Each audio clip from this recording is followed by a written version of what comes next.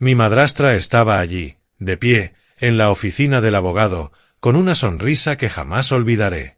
No era una sonrisa nerviosa ni esperanzada. Era la sonrisa de alguien que creía que ya había ganado.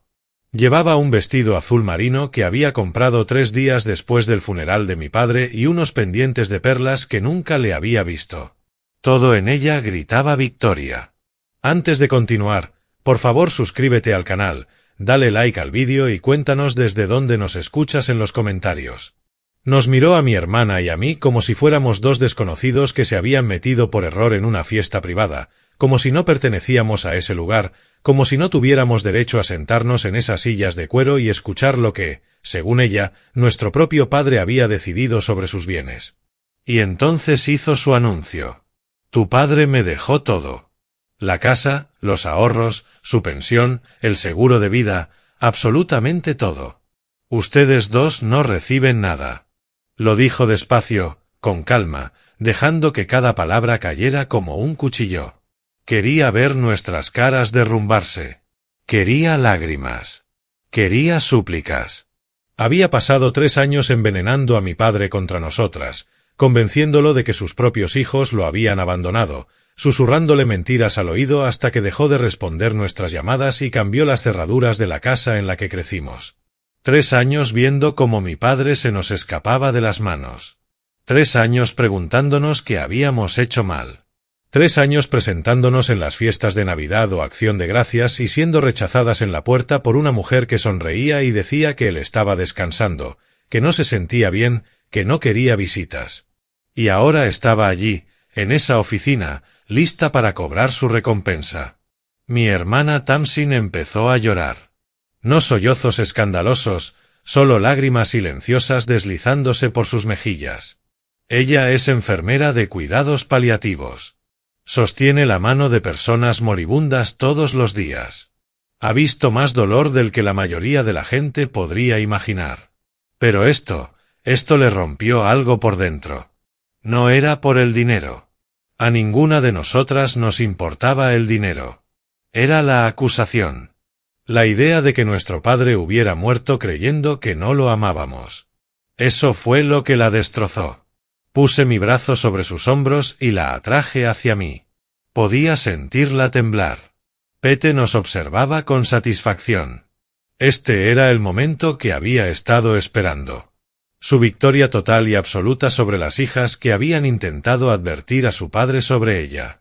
Las hijas que habían visto a través de su encanto desde el principio. Las hijas que ella había borrado sistemáticamente de su vida. Pero yo no lloré. No discutí. No exigí ver pruebas ni amenacé con impugnar el testamento ni la llamé mentirosa. Me limité a sentarme con las manos entrelazadas sobre el regazo, mirando al abogado. Esperando. La sonrisa de Pete vaciló apenas un segundo. No era mucho, pero fue suficiente. Ella esperaba una pelea. Estaba preparada para acusaciones, amenazas, quizá incluso gritos. Lo que no esperaba era silencio. El abogado, un hombre prudente llamado Arthur Burch, que había manejado los asuntos de mi padre durante más de 20 años, carraspeó y sacó un conjunto de documentos de su carpeta. Antes de proceder con la distribución de la herencia, dijo, hay un documento que requiere la firma de la señora Mercer. Pete hizo un gesto con la mano, restándole importancia. Está bien, lo que sea. Terminemos de una vez para que pueda irme a casa. Arthur deslizó una sola hoja de papel sobre la mesa de conferencias pulida hacia ella. Pete apenas le echó un vistazo. Ya estaba buscando el bolígrafo, imaginándose conduciendo de vuelta a la casa de mi padre, planeando cómo redecoraría el salón ahora que ya no tenía que fingir que le importaban sus gustos. Pero Arthur la detuvo. Señora Mercer, necesito que lea el documento primero. El documento completo. Es un requisito legal. Ella puso los ojos en blanco como una adolescente obligada a limpiar su habitación. Esto es ridículo, murmuró. Pero tomó la hoja y empezó a leer. La sala quedó en silencio. Observé su rostro. Había estado esperando este momento durante 6 meses. Lo había planeado, preparado, Perdido horas de sueño por esto. Sabía exactamente lo que decía ese documento. Sabía exactamente qué línea la destruiría. Sus ojos avanzaban por la página. Su expresión cambió de fastidio a confusión y luego a algo que parecía casi miedo. Sus manos empezaron a temblar. El color desapareció de su rostro hasta dejarla completamente pálida. Llegó a la línea cercana al final. La que lo cambiaba todo. Y entonces Pete, mi madrastra, la mujer que había robado los últimos años de vida de mi padre, rompió a llorar. Mi nombre es Donovan Mercer. Tengo 42 años. Restauro muebles antiguos en un pequeño taller en Richmond, Virginia. Es un trabajo tranquilo, paciente, el tipo de trabajo que mi padre me enseñó a apreciar cuando yo era solo un niño, aprendiendo a lijar y barnizar en su garaje. Mi padre era Walter Mercer. Trabajó para el servicio postal durante 37 años antes de jubilarse. Nunca fue un hombre rico ni famoso, pero era la persona más íntegra que he conocido. Creía en la justicia. Creía en hacer lo correcto incluso cuando era difícil. Creía que la familia lo era todo. Y la mujer que intentó destruir nuestra familia, la mujer que lo aisló de sus hijas, que vació sus cuentas bancarias y convirtió sus últimos años en una prisión de soledad y manipulación, se llamaba Pete. Ella pensaba que había ganado. Pensaba que se lo había quitado todo. Pero mi padre era más inteligente de lo que ella imaginaba. Y tenía un último regalo para sus hijos. Uno que ella aún no había descubierto. Para entender lo que ocurrió en esa oficina del abogado, tienes que entender quién era realmente mi padre. No el anciano confundido en el que Pete intentó convertirlo, sino el verdadero Walter Mercer. Mi padre creció en un pequeño pueblo a unas 40 millas de Richmond. Sus padres no tenían mucho, pero le enseñaron que el trabajo duro y la honestidad valían más que cualquier cantidad de dinero. Llevó esa lección consigo toda su vida.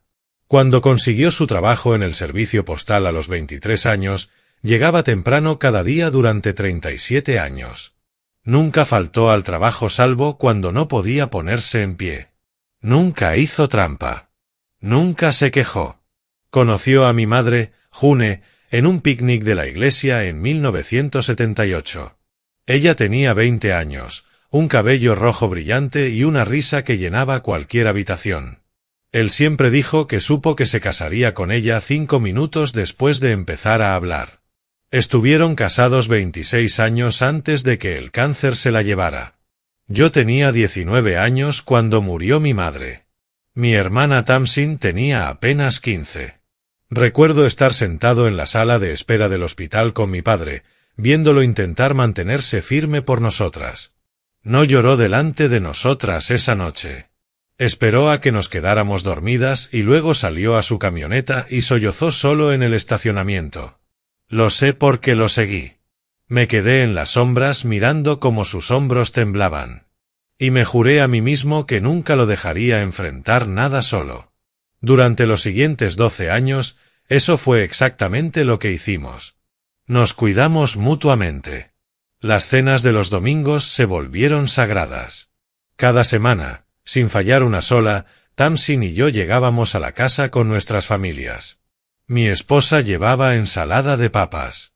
Tamsin traía el postre que hubiera intentado preparar esa semana. Papá asaba hamburguesas o filetes, y nos sentábamos alrededor de la mesa del patio trasero a conversar hasta que salían las luciérnagas. Cuando nacieron mis hijos gemelos, mi padre fue la primera persona en llegar al hospital después de los padres de mi esposa. Sostuvo a esos bebés como si fueran de cristal. Inició un fondo universitario para ellos la semana siguiente. En cada cumpleaños, cada obra escolar, cada partido de béisbol infantil, mi padre estaba allí, en primera fila, con su cámara en mano.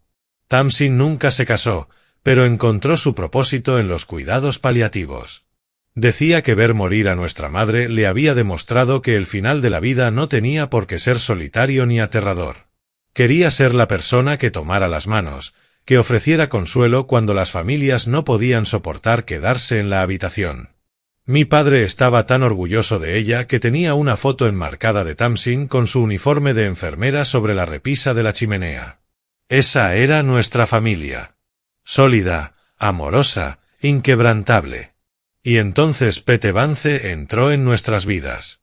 Mi padre la conoció en una recaudación de fondos para el Banco de Alimentos de la Iglesia, 3 años antes de morir.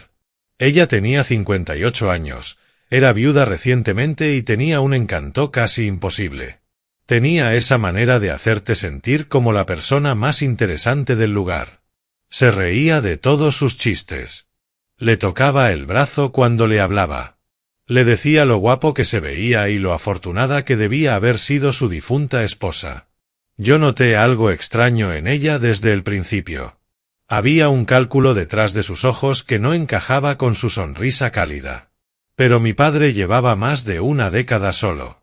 Extrañaba tener a alguien a quien volver a casa.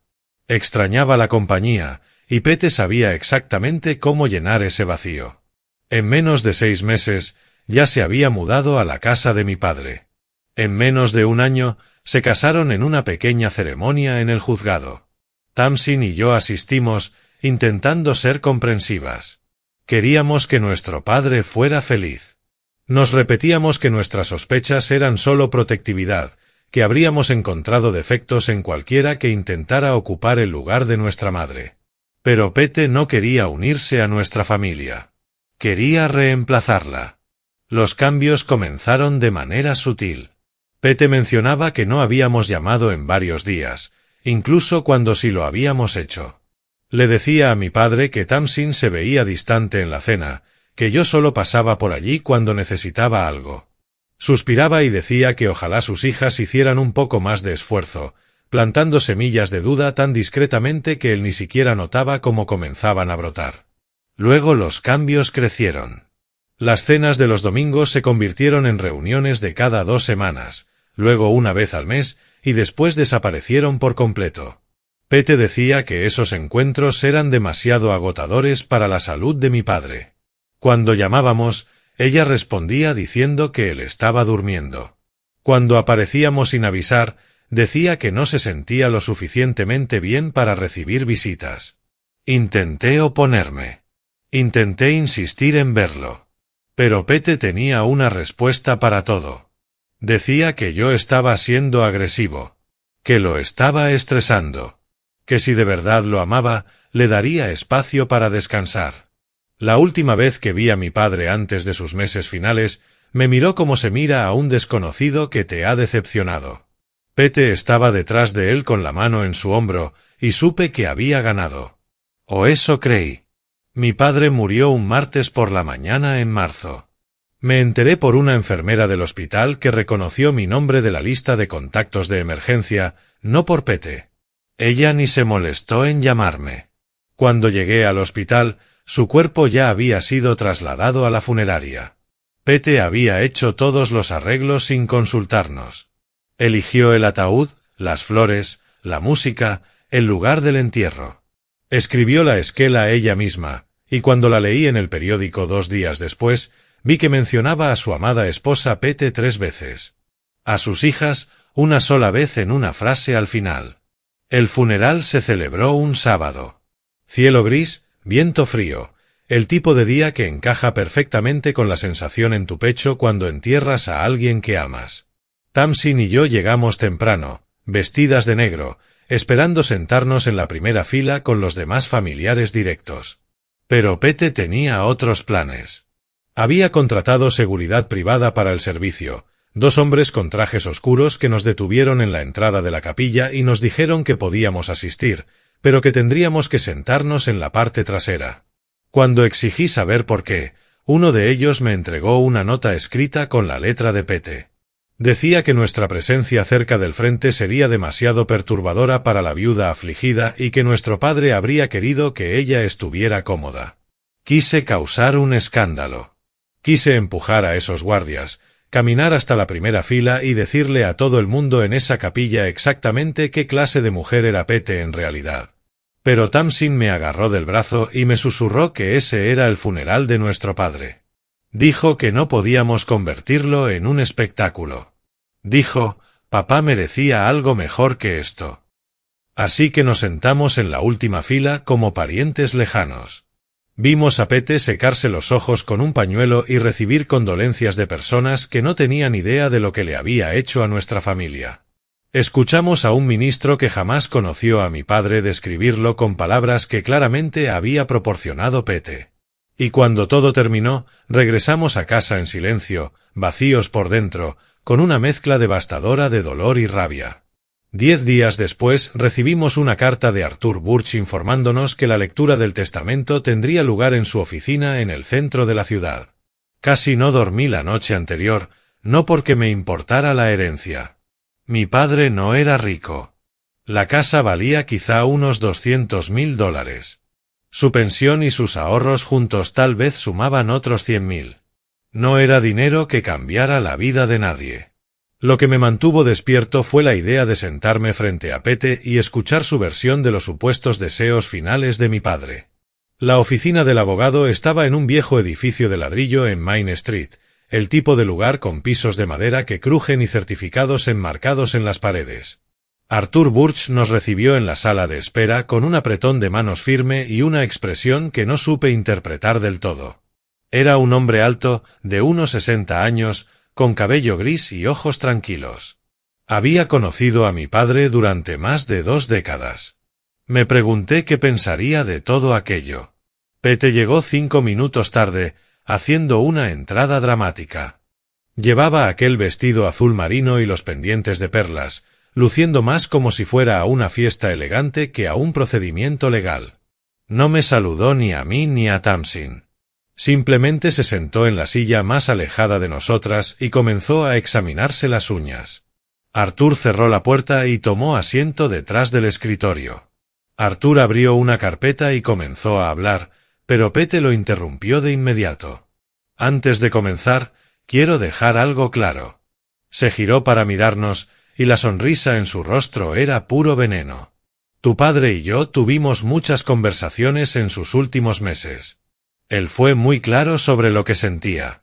Se sintió abandonado por ustedes dos. Me dijo que nunca llamaban, que nunca lo visitaban, que no mostraban ningún interés en su vida después de que yo aparecí. Estaba con el corazón destrozado. Y por eso tomó la decisión de dejarme todo.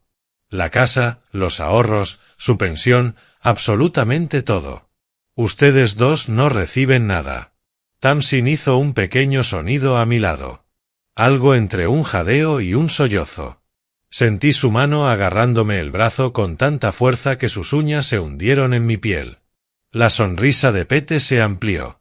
Solo quería que lo escucharan de mí primero, para que no haya confusiones.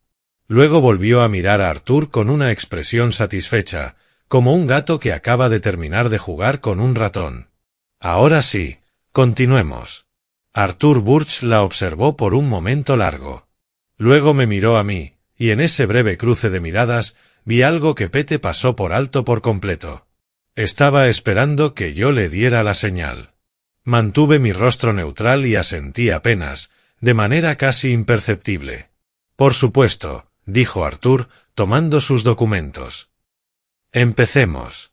Lo que Pete no sabía, lo que jamás podría haber imaginado, era que mi padre había contactado conmigo 6 meses antes de morir. Ocurrió un miércoles por la tarde de septiembre. Yo estaba en mi taller lijando una vieja cómoda de roble que una clienta había traído para restaurar. El radio sonaba con música clásica. El polvo de madera flotaba en el aire, y yo estaba tan concentrado que casi no escuché los golpes en la puerta. Cuando la abrí, mi padre estaba allí. Y lucía terrible. Había perdido al menos 20 libras desde la última vez que lo había visto. Su ropa le colgaba, y su piel tenía un tono grisáceo que reconocí de cuando mi madre empeoró. Pero fueron sus ojos los que más me impactaron. Estaban rojos, húmedos, llenos de una desesperación que jamás le había visto. Donovan, dijo, necesito tu ayuda. Lo hice pasar y lo senté en el viejo sofá de cuero que tengo en la esquina para los clientes. Le preparé una taza de café y esperé mientras se recomponía. Durante mucho rato solo miró al suelo, con las manos temblando alrededor de la taza. Entonces empezó a hablar. Me lo contó todo. Me dijo cómo Pete lo había aislado lentamente de todos los que amaba.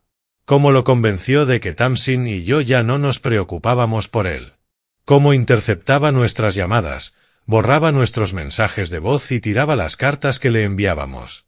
Me contó cómo controlaba sus medicinas, a veces dándole más de lo recetado para mantenerlo confundido y obediente.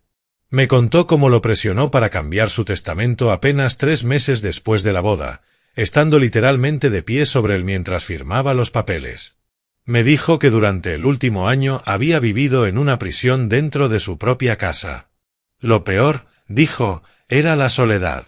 Había días en los que Pete no le hablaba en absoluto, excepto para criticarlo o quejarse.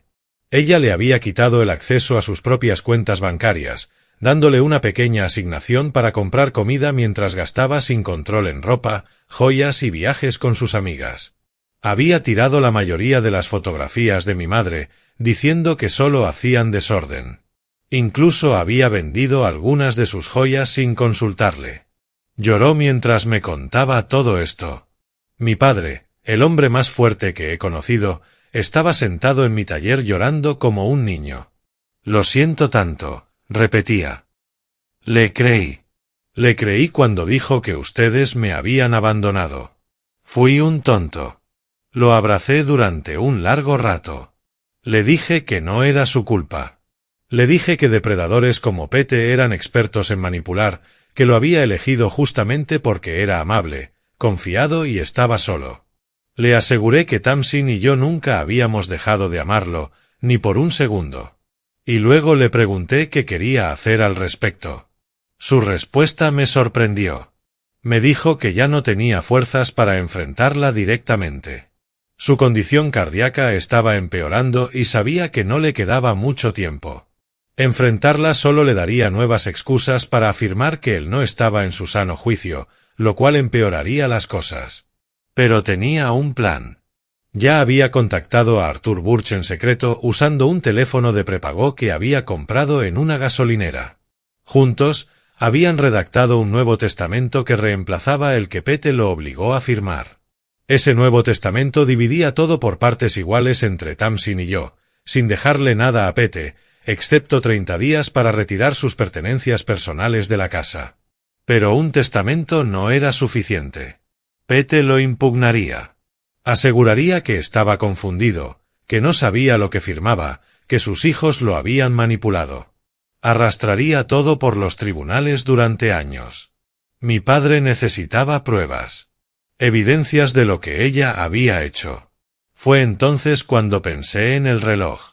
3 años antes, yo había restaurado un antiguo reloj de repisa para mi padre como regalo de cumpleaños. Era una pieza hermosa, de más de 100 años, con una carcasa de caoba y herrajes de latón. Me había tomado semanas dejarlo funcionando a la perfección. Estaba sobre la repisa de su dormitorio, marcando el tiempo suavemente durante las noches. Le dije a mi padre que podía ocultar una grabadora activada por voz dentro del reloj. Capturaría todo lo que ocurriera en esa habitación. Cada palabra cruel, cada amenaza, cada confesión de lo que ella había hecho. Él aceptó de inmediato. Durante los siguientes 5 meses, esa grabadora registró más de 60 horas de audio. Los insultos verbales de Pete, su manipulación financiera, su confesión de que al fin se había deshecho de esas ingratas, absolutamente todo lo que necesitábamos. Mi padre murió sabiendo que la justicia estaba en camino. Y ahora, sentado en esa oficina del abogado, ese momento por fin había llegado. Arthur Burch deslizó una sola hoja de papel sobre la mesa de conferencias hacia Pete. Ella la miró con una mezcla clara de impaciencia, ya estirando la mano hacia el bolígrafo frente a ella. Solo es un formulario de acuse, explicó Arthur con calma. Confirma que comprende la distribución de la herencia y su papel como beneficiaria. Sin embargo, debo pedirle que lo lea por completo antes de firmar. Es un requisito legal.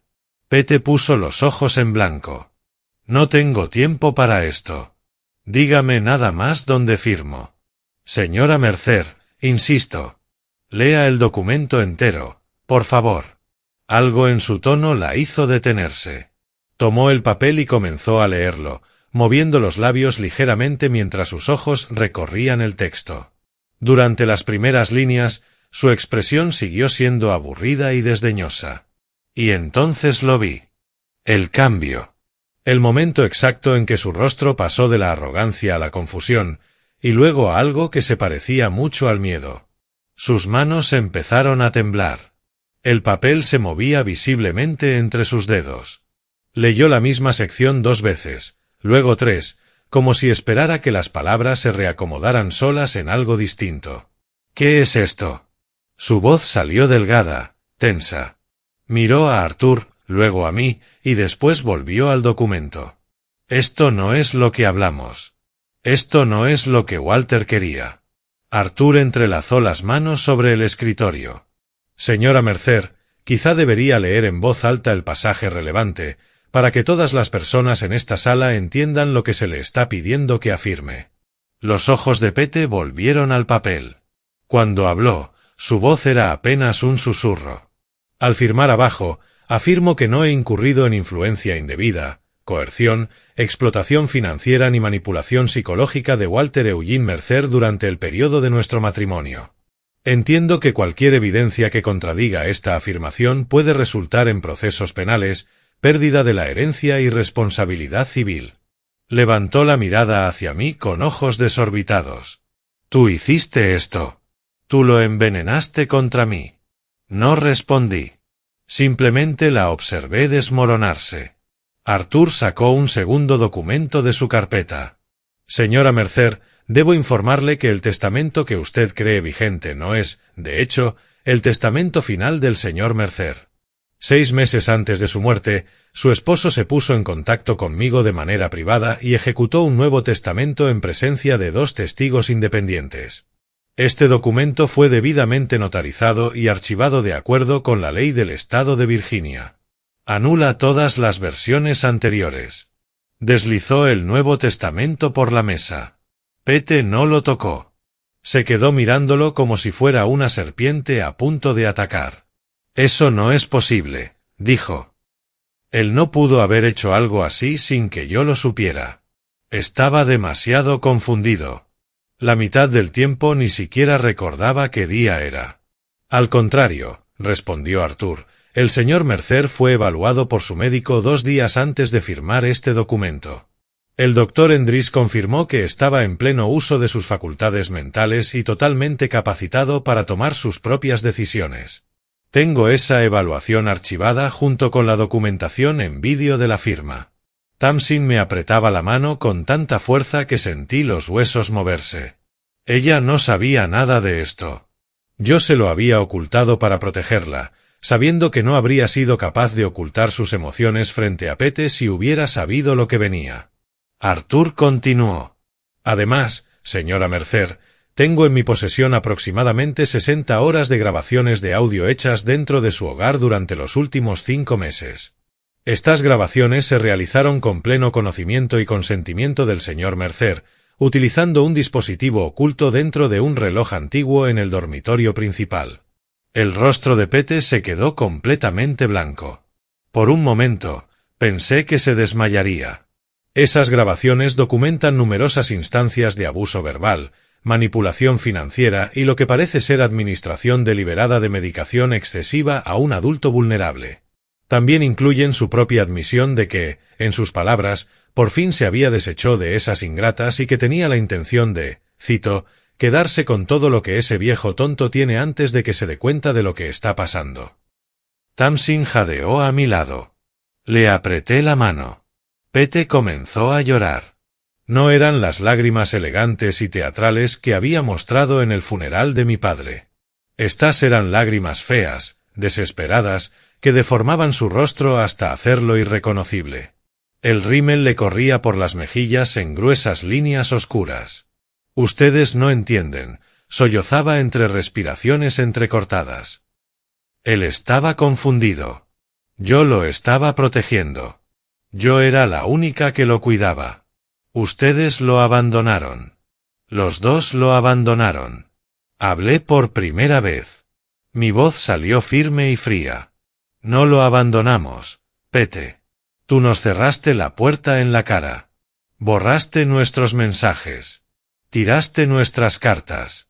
Lo hiciste creer que sus propias hijas ya no lo amaban. Y mientras él se moría solo en esa casa, tú vaciabas sus cuentas y planeabas tus próximas vacaciones. Ella me miró con ojos suplicantes. Donovan, por favor. Cometí errores, pero yo lo amaba. De verdad lo amaba. No, respondí. Amabas su dinero. Y ahora no tendrás ni una cosa ni la otra.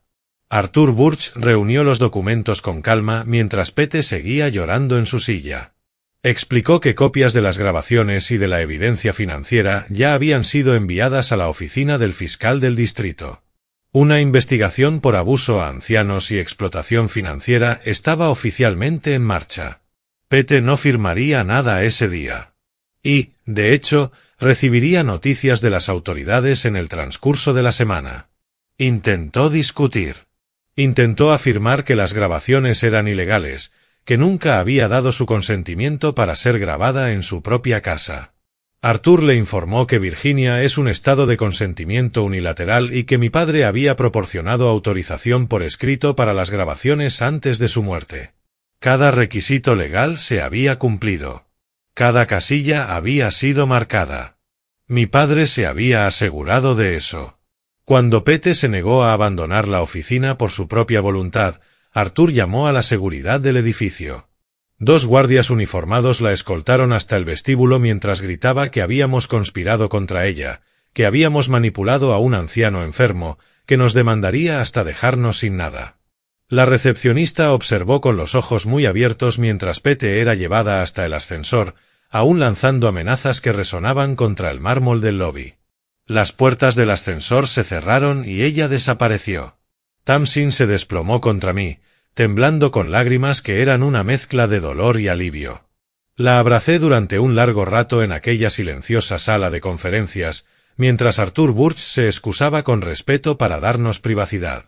Cuando finalmente se apartó, tenía los ojos rojos e hinchados, pero también había algo más allí. Algo que parecía paz. Él lo sabía, susurró. Papá sabía que lo amábamos. Siempre lo supo, respondí. Ella solo logró que lo olvidara por un tiempo. En los meses siguientes, el sistema legal hizo su trabajo. Pete fue acusada de explotación financiera de un adulto vulnerable, fraude y negligencia criminal.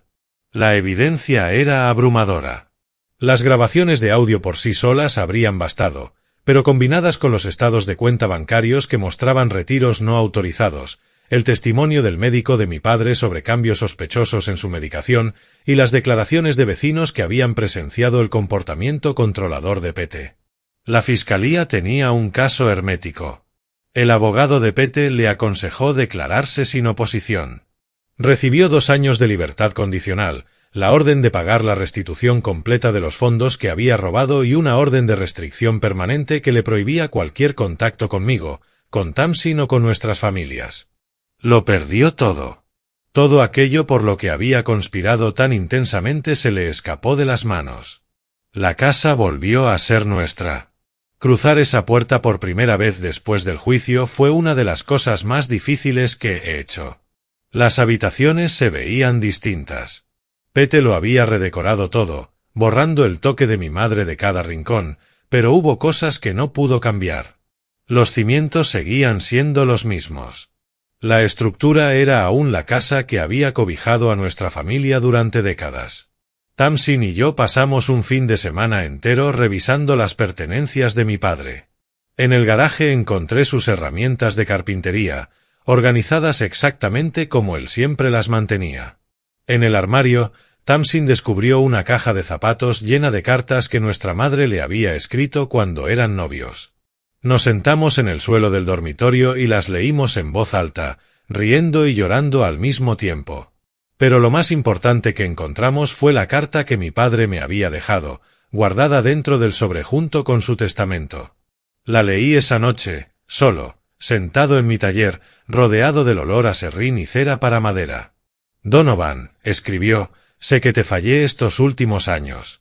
Dejé que alguien me convenciera de que tu silencio significaba que no te importaba, cuando la verdad es que fui yo quien dejó de acercarse. Tu madre habría visto a través de Pete en un segundo. Yo no fui tan perspicaz como ella, pero quiero que sepas que nunca dejé de quererte. Nunca dejé de sentirme orgulloso del hombre en el que te convertiste. El reloj de nuestro dormitorio aún marca el tiempo a la perfección. Creo que sabes por qué. Cuida de tu hermana. Cuida de tus hijos. Y no dejes que el rencor te endurezca. Con amor, papá. Guardo esa carta en mi taller ahora, en un cajón, donde pueda leerla cuando necesite recordar quién era realmente mi padre. No el hombre confundido y aislado en el que Pete intentó convertirlo. El verdadero Walter Mercer, un hombre que amaba a su familia tanto que pasó sus últimos meses planeando un último acto de protección. A veces la gente me pregunta si siento culpa por lo que hicimos, las grabaciones, el testamento secreto, la trampa que preparamos para Pete en la oficina del abogado. Les digo la verdad. No siento nada más que gratitud. Gratitud porque mi padre confió en mí para pedir ayuda. Gratitud porque tuve la oportunidad de darle justicia. Gratitud porque murió sabiendo que sus hijas lo seguían amando. Pete intentó borrarnos de su vida. Al final, solo logró borrarse a sí misma. Si hay una lección en todo esto, es simple. Si alguien intenta interponerse entre tú y las personas que amas, no esperes a que sea demasiado tarde para luchar por ellas. Mi padre esperó demasiado para pedir ayuda. Casi se quedó sin tiempo, pero no se rindió. En sus últimos meses, enfermo, débil y con los días contados, encontró la fuerza para proteger a su familia por última vez. Ese es el hombre que siempre recordaré. Ese es el legado que dejó. Y esa es la razón por la que comparto esta historia contigo hoy.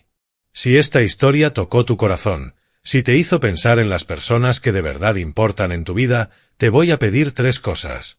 Primero, comparte este vídeo con alguien que necesite escucharlo. Nunca sabes quién puede estar viviendo algo parecido, quien necesita saber que no está solo. Segundo, deja un comentario aquí abajo y cuéntame qué piensas. Leo cada uno, y tus historias me inspiran más de lo que imaginas. Y tercero, si aún no lo has hecho, suscríbete a este canal y activa la campanita para que no te pierdas ninguna historia. Gracias por ver. Gracias por escuchar. Y recuerda, las personas que te aman valen la pena. Lucha por ellas.